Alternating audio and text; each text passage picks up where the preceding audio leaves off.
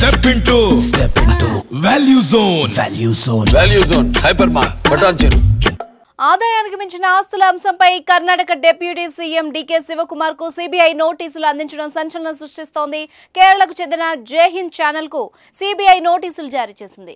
జనవరి 11, 2024న తమ ముందు హాజరు కావాలని జైహింద్ సంస్థ మేనేజింగ్ డైరెక్టర్ ని ఏజెన్సీ ఆదేశించింది.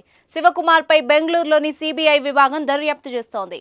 సిఆర్పిసి సెక్షన్ 91 కింద జారీ చేసిన నోటీసులో శివకుమార్, అతని భార్య ఉషా శివకుమార్ తో పాటు మరో 30 మందికి నోటీసులు జారీ చేసింది సిబిఐ. జైహింద్ టీవీలో పెట్టుబడులు, వాటాల వివరాలు తెలపాలని నోటీసుల్లో కోరింది. సిబిఐ నోటీసులపై స్పందించిన డీకే శివకుమార్ తనను రాజకీయంగా అంతం చేసేందుకు పెద్ద కుట్ర జరుగుతోందని ఆరోపించారు.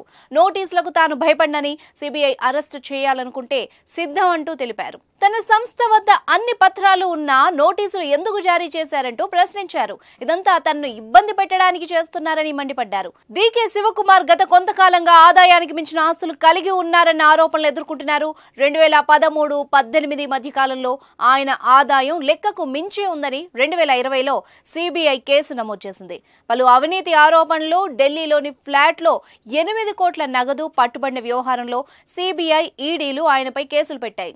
జైహింద్ టీవీ ఛానల్ పెట్టుబడుల వ్యవహారంలో శివకుమార్ పై కేసును సిబిఐ దర్యాప్తు చేపట్టేందుకు వీలుగా అప్పటి యడ్యూరప్ప ప్రభుత్వం అనుమతులిచ్చింది. అయితే గత ఏడాది కాంగ్రెస్ ప్రభుత్వం ఏర్పడ్డాక నవంబర్ 20న జరిగిన మంత్రివర్గ సమావేశంలో సిబిఐ అనుమతిని రద్దు చేశారు. కేబినెట్ నిర్ణయాన్ని సవాల్ చేస్తూ బీజేపీ నాయకుడు బసనగౌడ పాటిల్ యత్నాల్ ఉన్నత న్యాయస్థానంలో రిట్ పిటిషన్ వేయగా విచారణ జరుగుతోంది.